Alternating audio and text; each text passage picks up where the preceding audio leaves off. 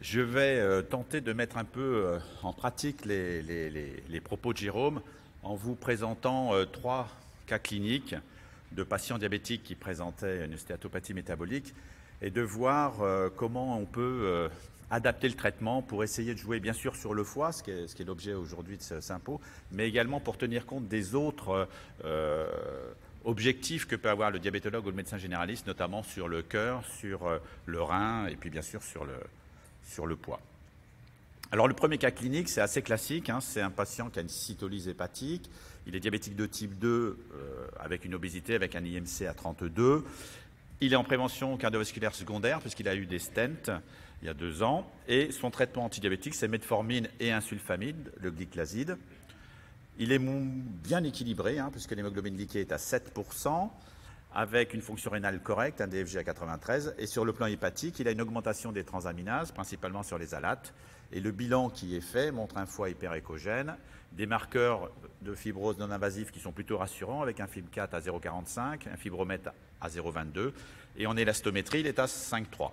Donc finalement, on a un patient qui est diabétique bien équilibré, il n'a pas de fibrose avancée, mais une cytolyse en rapport avec la NASH. Et la question, donc, est-ce qu'on peut modifier son traitement pour agir en même temps sur le foie, éviter la progression de la fibrose, mais également améliorer le traitement de son diabète par rapport à sa situation personnelle, générale, et notamment ses autres facteurs de risque. Alors, plusieurs choses pourraient lui être proposées. La première, c'est finalement de ne rien changer, puisqu'il a 7% d'hémoglobine glyquée, il est bien équilibré, mais si on ne change rien, on n'a bien sûr aucun impact sur le foie. Et par ailleurs, c'est un patient qui est en prévention secondaire sur le plan cardiovasculaire. Et là, sulfamide, metformine, on n'a pas grand-chose. On rajoute un inhibiteur de DPP4, on ne va rien gagner sur le foie, on ne va rien gagner sur le cœur. Et donc la question, c'est effectivement de rajouter un agoniste GLP-1 chez lui. L'avantage, on l'a vu, c'est la perte pondérale, c'est l'amélioration de l'hémoglobine glyquée qui est importante, on va voir, l'amélioration du contenu en graisse, et puis l'effet qu'on pourra escompter sur le plan cardiovasculaire. Juste un petit rappel sur l'efficacité sur l'hémoglobine glyquée. Vous avez dans cette diapositive un peu compliquée la plupart des études avec les agonistes GLP-1. Et quand vous regardez ce que vous obtenez en termes d'hémoglobine glyquée, vous avez une réduction dans ces études qui est entre 0,8 et 1,8% d'hémoglobine glyquée. Donc c'est des molécules qui sont quand même assez puissantes. Et en l'occurrence, ces patients-là, si vous rajoutez l'agoniste GLP-1 sans arrêter les sulfamides, vu qu'il est à 7%, vous allez gagner au moins 1%, vous allez le retrouver à 6%, il va faire des hypoglycémies catastrophiques. Donc très clairement, si vous choisissez l'agoniste GLP-1, vous devez, dans cette situation, arrêter le sulfamide. Sur le plan du poids, mêmes études, vous gagnez entre 1 et 6 kg en moyenne, ce qui est quand même pas négligeable. C'est vrai que le tirzépatide, qui est ce coagoniste qui va être commercialisé normalement en fin 2022-2023, si tout va bien, va faire gagner en moyenne plutôt 12 kg, donc le double encore. Donc on a quand même des pertes de poids qui deviennent particulièrement intéressantes. Sur l'effet du foie, j'ai repris simplement la diapositive de Jérôme. Donc effectivement, on peut espérer une diminution de la stéatose, une amélioration des transaminases, une amélioration de la NASH, et puis la fibrose, on ne sait pas. Alors sur le plan cardiovasculaire, qu'est-ce qu'on peut espérer rajouter en plus chez ce patient-là? Eh bien, vous avez dans cette étude avec le sémaglutide qui est l'Ozempic, et puis je vous présente juste après le Trulicity, le dulaglutide. Vous voyez dans ces études-là, sur un suivi de 2 ans, des patients qui sont en prévention secondaire, diabétique de type 2, sur le critère principal, je ne sais pas si, qui est ici, qui est donc les événements cardiovasculaires majeurs, c'est-à-dire décès cardiovasculaire, infarctus myocardique non fatal et AVC. Vous voyez qu'avec le sémaglutide par rapport au placebo, vous diminuez quand même de 26% les événements cardiovasculaires majeurs, avec le même effet sur l'infarctus, une diminution de 26%, même effet sur les AVC. Donc c'est des molécules très intéressantes pour la prévention sur le plan cardiovasculaire. Et donc là, metformine, sulfamide chez ce patient-là, de toute façon sur le plan cardiovasculaire, ce n'était pas légitime de lui laisser le même traitement. Même chose avec le dulaglutide, le Trulicity. La seule différence avec l'étude précédente, c'est que c'est des patients en prévention primaire pour 2 tiers d'entre eux et secondaire pour 1 tiers d'entre eux, ce qui explique que les résultats sont un peu moins forts tout en étant significatifs. C'est-à-dire que sur les événements cardiovasculaires majeurs, ici, vous avez quand même une réduction de 12% des événements cardiovasculaires majeurs. Donc c'est quand même très intéressant, notamment pour des gens qui sont en prévention primaire. Donc là, chez ce patient-là, c'est assez simple. il n'y a pas à discuter, il faut lui introduire un agoniste GLP-1. On va avoir un bénéfice sur le poids, on va avoir un bénéfice sur le foie, notamment par l'intermédiaire de la perte de poids, voire un effet direct, mais ça c'est discuté. Et puis surtout, on va gagner également sur le plan du risque cardiovasculaire en prévention secondaire. Donc là, il n'y a pas de discussion, il faut arrêter le sulfamide, puisque sinon il va faire des hypoglycémies sévères, et introduire un agoniste GLP-1. Je vous rappelle, ça a été dit ce matin, que 90% des diabétiques de type 2 ne sont pas suivis par un diabétologue. Donc, c'est quand même des messages aussi importants à faire passer à vos correspondants médecins généralistes quand vous voyez ces patients pour leur stéatopathie. Deuxième cas clinique, un peu différent. Là, c'est d'une femme de 50 ans, diabétique de type 2. On est aussi en prévention secondaire. Elle a fait un infarctus, elle a eu une pose de stent et elle a une insuffisance cardiaque avec un débit de filtration, avec une fraction d'éjection altérée à 40%. Elle est traitée par metformine et sitagliptine pour son diabète. L'équilibre est un peu moins bon parce qu'elle a 8,1% d'hémoglobine glyquée. Elle a également une petite atteinte rénale puisque vous voyez son DFG est à 61 ml/min et elle est macroprotéinurique en rapport avec une néphropathie diabétique. Sur le plan hépatique, elle a effectivement une stéatopathie métabolique avec une augmentation des transaminases et à l'échographie, un foie hyperéchogène avec une discrète irrégularité des contours hépatiques. Des tests non invasifs un peu plus embêtants puisque le FIB4 est à 2,07, le fibromètre à 0,69, l'élastométrie à 12. La patiente est biopsiée, on a confirmation d'une fibrose avancée F3 avec un activité score à 4. Donc là, la situation est un peu différente. On a une patiente avec un diabète mal équilibré, 8,1%, une fibrose hépatique avancée, des complications cardiaques. Donc, comment changer son traitement? Je vous rappelle, metformine inhibiteur des PP4. Qu'est-ce qu'on va gagner à la fois sur le foie et éventuellement sur les autres objectifs du traitement de son diabète? Alors, on pourrait augmenter la metformine, puisqu'elle est à 850, je crois, 3 fois, mais il ne faut pas se leurrer, ce n'est pas parce que vous allez monter à 3 grammes que vous allez gagner quoi que ce soit. Vous allez gagner en effet secondaire, mais vous n'allez rien gagner sur le plan diabétique et rien sur le foie, donc ce n'est pas très intéressant. On pourrait discuter l'agoniste GLP-1, on pourrait discuter de lui mettre une insuline basale. Là, on va gagner effectivement en termes d'hémoglobine glyquée, mais on ne va rien gagner sur le foie, rien sur le cœur. Et puis, se discute de mettre un inhibiteur SGLT2 par voie orale. Et donc, les deux options thérapeutiques à discuter chez cette patiente, c'est finalement agoniste GLP-1, inhibiteur SGLT2. Et qu'est-ce qui va nous faire choisir l'un ou l'autre en fonction de sa caractéristique générale? On a abordé ensemble l'avantage des agonistes GLP-1. Quels vont être les intérêts des inhibiteurs SGLT2 pour ce patient? Sur le foie, on l'a vu, sur le poids, sur le risque d'hypoglycémie, la puissance hypoglycémique, et puis bien sûr sur le cœur et le rein. Pour ceux qui ne sont pas familiarisés donc, avec cette famille de molécules, je vous rappelle, les inhibiteurs SGLT2, en fait, ils inhibent un récepteur qui est le SGLT2, qui normalement a pour vocation de récupérer le glucose dans le néphron et d'empêcher la glycosurie. Donc en inhibant ce récepteur, vous majorez un symptôme du diabète, qui est la glycosurie, donc vous l'augmentez, et vous l'augmentez en gros de 60 grammes de sucre perdu en plus dans les urines par jour. 60 grammes de sucre, ça fait 250 calories par jour. Donc effectivement, cette perte de sucre et cette perte de calories expliquent à la fois l'amélioration de l'équilibre glycémique et la perte de poids que vous allez avoir avec ces molécules. En termes d'efficacité sur l'hémoglobine glyquée, quand vous regardez dans cette étude avec la canagliflozine, vous avez une amélioration de l'hémoglobine glyquée qui est plutôt entre 0,5 et 0,8%. Donc c'est quand même un petit peu moins puissant que les agonistes GLP-1. En termes de poids, dans cette analyse où ils ont repris les principales études avec les inhibiteurs SGLT2, soit en monothérapie, soit en association avec la metformine, les sulfamides, etc.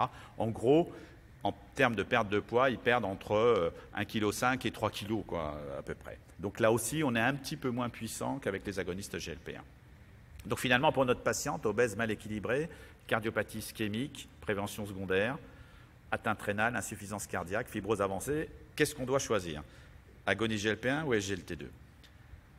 Si vous les comparez vraiment dans cette étude-là, sémaglutide, donc l'agoniste GLP-1 versus la canagliflozine, quand vous regardez ce que vous obtenez sur le poids, en gros, avec le sémaglutide, le patient en hémoglobine glyquée, perd 1,5 d'hémoglobine glyquée. Avec la canagliflozine, il perd 1%. Je vous rappelle que dans notre cas clinique, le patient est sous inhibiteur des PP4. Si vous ajoutez un agoniste GLP1, vous devez arrêter l'inhibiteur DPP4 puisque c'est la même famille. Certes, l'agoniste GLP1 est plus puissant, mais vous devez arrêter quand même toutes les incrétines, donc l'inhibiteur de DPP4, la sitagliptine. Ce qui fait que ce que vous allez gagner en hémoglobine glyquée, il faut enlever ce que vous allez perdre avec l'arrêt de l'inhibiteur DPP4. Donc finalement, en hémoglobine glyquée, vous allez vous retrouver sensiblement au même niveau si vous ajoutez l'agoniste GLP1 en arrêtant l'inhibiteur DPP4 ou si vous ajoutez un inhibiteur GLT2 à son traitement antérieur. Sur le plan du poids, vous avez une perte de 5 kg avec le semaglutide, l'agoniste GLP1, versus 4 kg avec la canagliflozine. Donc effectivement, un peu plus avec l'agoniste. Et puis sur le plan du foie, je reprends la diapositive de Jérôme, vous avez vu finalement, il y a un effet pour les deux, mais moins d'études, donc un peu plus d'incertitude avec les inhibiteurs SGLT2. Sur le plan cardiovasculaire, est-ce qu'il y a une différence entre les deux groupes de molécules? On a vu tout à l'heure les agonistes du GLP1, prévention secondaire, c'est intéressant. Mêmes études avec les inhibiteurs SGLT2 et très clairement sur le critère cardiovasculaire primaire, donc décès cardiovasculaire, infarctus, AVC, vous avez une réduction tout à fait significative de 14% des événements cardiovasculaires majeurs. Les décès toutes causes, ils ressortent de façon significativement abaissée avec l'inhibiteur SGLT2, et c'est très significatif quand même, 32%, et les décès cardiovasculaires, une diminution de 38%. Et là, très intéressant, hospitalisation pour insuffisance cardiaque, vous avez une réduction de 35% des hospitalisations pour insuffisance cardiaque. Donc, sur le plan cardiovasculaire, est-ce qu'il y a une préférence pour l'un ou pour l'autre? Quand vous regardez cette méta-analyse qui a comparé SGLT2 et agoniste GLP1, vous voyez que la plupart des études montrent une très nette diminution sur les événements cardiovasculaires majeurs. Et clairement, la réduction est similaire dans cette méta-analyse entre les deux familles, c'est-à-dire que vous pouvez espérer une réduction de 12% des événements cardiovasculaires majeurs, aussi bien avec les agonistes GLP1 qu'avec les inhibiteurs SGLT2. En prévention primaire avec des patients à multiples facteurs de risque vasculaire, ça ne ressort pas pour une raison assez simple, c'est que la durée des études est assez courte et pour que vous ayez des événements, il aurait fallu une durée d'études un peu plus longue. Donc pour notre patiente, on revient à elle, finalement, obèse mal équilibrée. Bon, finalement, sur le plan glycémique, c'est assez proche puisqu'il va falloir arrêter l'inhibiteur de DPP4, donc la situation est similaire. Il n'y a pas rien qui va faire pencher la balance en faveur de GLP1 ou SGLT2 sur le plan de l'équilibre glycémique. Sur le plan de la cardiopathie ischémique pour les événements cardiovasculaires majeurs, finalement, on est proche, c'est une réduction de 12%, donc il n'y a pas de chose qui va nous faire changer notre attitude. Sur la fibrose avancée, c'est difficile de répondre parce qu'il y a un manque d'études avec les inhibiteurs SGLT2, mais on sait quand même que les deux familles sont plutôt intéressantes sur la stéatose et sur les transaminases, avec un effet connu sur la NASH qu'on n'a pas encore déterminé avec les inhibiteurs SGLT2, mais on peut espérer que ce soit le cas. Et puis sur l'atteinte rénale et sur l'insuffisance cardiaque, là par contre, il va y avoir un effet différent entre les deux familles de molécules, avec un effet beaucoup plus favorable pour les inhibiteurs SGLT2. L'insuffisance cardiaque elle est probablement sous-diagnostiquée et un peu mal prise en charge chez les patients diabétiques de type 2. Vous voyez dans cette étude qui a comparé des patients diabétiques de type 2 avec insuffisance cardiaque en noir versus des patients non diabétiques avec insuffisance cardiaque en gris.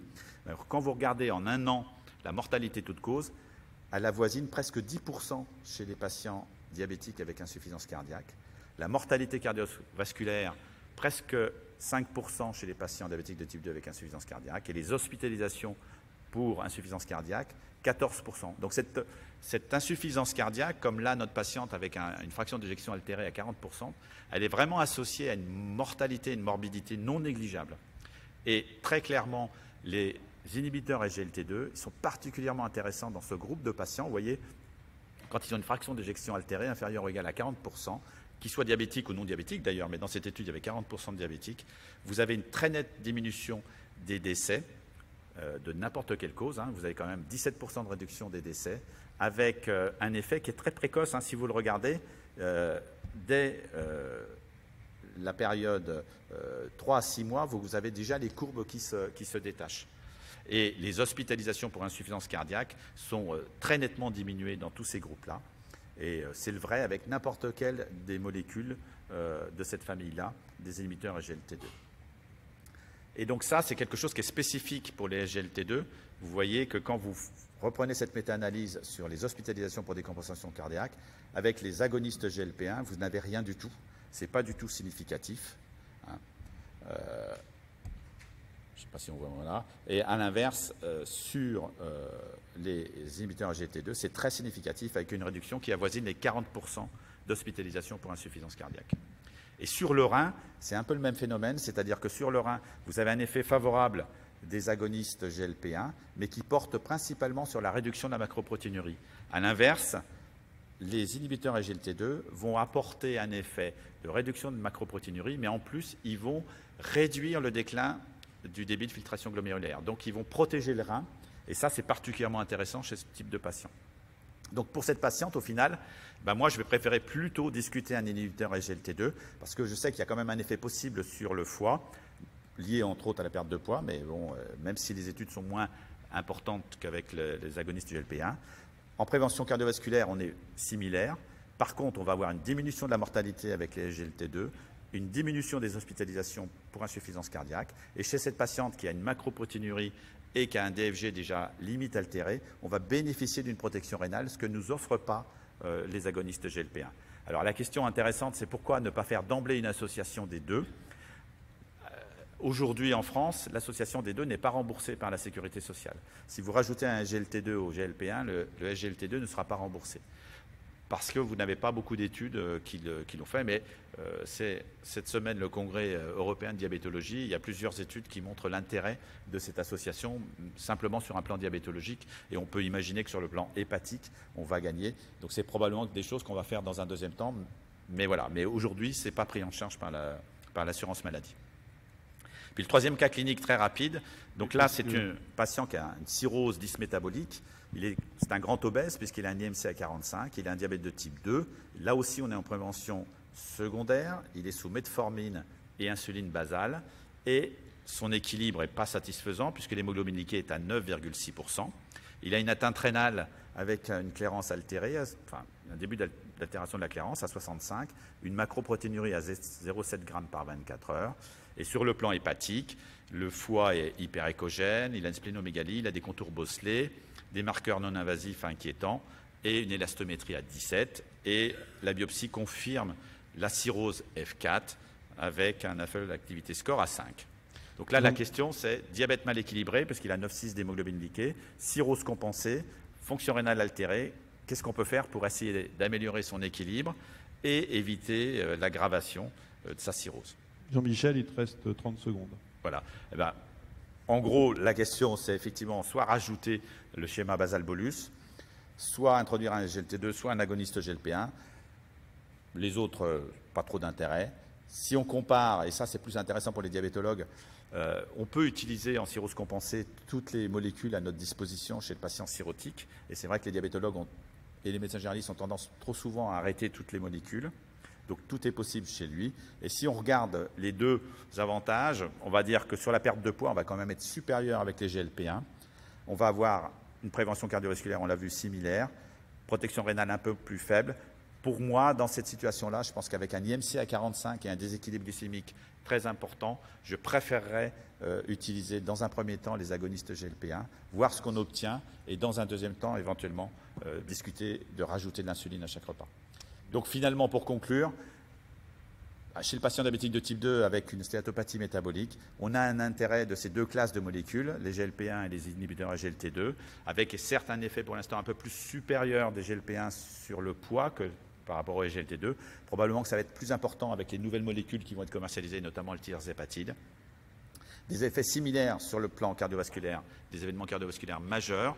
Pas de comparaison sur la NAFLD, mais un petit plus pour le rein et l'insuffisance cardiaque pour les inhibiteurs SGLT2. Donc en clair, si on a un patient qui n'a pas d'insuffisance cardiaque et une atteinte rénale absente ou mineure, je pense que chez lui, en cas de stéatopathie métabolique et diabète de type 2, je vais préférer les agonistes GLP1 avec une présomption d'efficacité peut-être plus importante sur la NAFLD.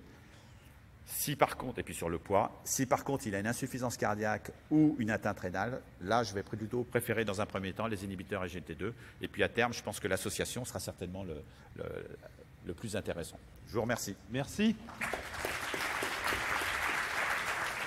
Bien, donc là on a le temps pour des questions. Là, donc on a une bonne overview là, sur finalement prise en charge du diabète et de la NASH chez le patient diabétique. Dans la salle, j'imagine qu'il y a beaucoup de questions. Vous avez des micros. Alors, moi je voulais juste poser une question un peu pratique, parce que là dans les cas cliniques, finalement, ce sont des patients qui sont biopsiés toujours. C'est-à-dire que quand on va poser l'indication de changement d'un traitement diabétique, il faut qu'il y ait une biopsie, ou on peut le faire à partir de marqueurs indirects. Et deuxièmement, comment vous suivez vos patients après pour évaluer justement l'efficacité de vos traitements? On va commencer par toi, Jérôme. Ouais, moi, alors, en discutant avec Jean-Michel, je me suis rendu compte que c'était beaucoup plus compliqué que prévu. Moi, quand j'avais un patient qui avait des transaminases élevées faisant évoquer une stéatohépatite, et encore plus s'il y avait une fibrose avancée et qu'il était diabétique, je conseillais dans mon courrier rediscuter avec le diabétologue l'introduction de l'analogue des récepteurs GLP1 parce que ça fait du bien au diabète et au foie. Alors le problème, c'est que manifestement, les diabétologues, c'est un peu plus compliqué. C'est augmentation du risque cardiovasculaire, c'est plutôt GLP1. Maintenant, il y a les SGLT2, il y a des règles de prescription. Je pense qu'il faut qu'on les connaisse, parce qu'on ne peut pas juste proposer à un diabétologue, voilà, mets-le sur le GLP1, parce que moi, ça m'arrange. Eux, il y a des règles, il faut prendre en compte le risque cardiovasculaire. Donc c'est vraiment l'intérêt, je pense, des cas cliniques. Il faut discuter. Et il va falloir qu'on connaisse, nous aussi, les indications des médicaments diabétiques, parce qu'en fait, l'idée, c'est qu'il va faire du profilage du patient. Tu vas voir, là, ils réfléchissent, eux, avec le risque cardiovasculaire et le risque rénal. Maintenant, on va rajouter le risque hépatique. Donc, en tant qu'hépatologue, il va falloir qu'on prenne en compte les risques cardiovasculaires et rénal pour discuter la prescription des traitements. Et puis, eux, il va falloir aussi qu'on introduise le risque hépatique dans toutes les équations. Donc, moi, je continue à manager mes patients sur les marqueurs non invasifs. Je ne vais pas faire une biopsie pour décider de changer un traitement antidiabétique. Mais vraiment, je vais de plus en plus discuter avec le diabétologue et je vais de plus en plus évaluer le risque cardiovasculaire et évaluer le rein, parce que je sais que ça va faire partie de la discussion. Très bien. Question, Jean-Pierre? On n'entend pas. Jean-Michel, est-ce que ces molécules sont, tout le monde peut les prescrire? Autrement dit, les inhibiteurs de SGLT2, est-ce que les médecins généralistes peuvent les prescrire? Et si on est dans le cas clinique numéro 2 que tu as présenté, est-ce que finalement on peut dire au médecin généraliste je vous conseille de faire ça, ou est-ce qu'on lui conseille de l'adresser à un diabétologue hospitalier? Alors effectivement, les inhibiteurs SGLT2, les règles de prescription font que la primo-prescription doit être faite par un diabétologue ou un cardiologue, puisque je vous en ai pas parlé, mais ils ont un effet très intéressant sur le plan cardiologique, même quand on n'est pas diabétique, et même chose sur le plan rénal. Donc c'est les néphrologues, cardio et endocrino, médecins internistes qui peuvent faire la première prescription. Au bout d'un an, elle peut être reprise par le médecin généraliste. Donc oui, effectivement, pour les inhibiteurs SGLT2, ça doit passer par un diabétologue dans un premier temps. D'autres questions? Alors il y a des questions virtuelles. Comment s'explique la prise de poids par les agonistes PAMPIPAR alors que tous les paramètres métaboliques s'améliorent? C'est incroyable. Expliquez-nous. Il y a un effet sur la graisse viscérale et sur la graisse sous-cutanée qui n'est pas la même avec ces molécules-là. C'est-à-dire qu'on ne prend pas de graisse viscérale. On prend vraiment, c'est plus au niveau sous-cutané. Donc les effets métaboliques sont très différents. C'est l'effet PAMPIPAR-gamma, c'est entre guillemets la redistribution de la graisse dans le tissu sous-cutané qui est neutre, ça explique la prise de poids. Mais globalement, comme la graisse elle redevient au bon endroit, ça améliore le profil métabolique. Alors, autre question, l'effet du sémaglutide n'est-il pas essentiellement lié à la perte de poids? Est-ce qu'il y a des effets plus spécifiques sur le foie ou l'inflammation? Alors l'effet hépatique, on ne sait pas bien, c'est majoritairement médié par la perte de poids.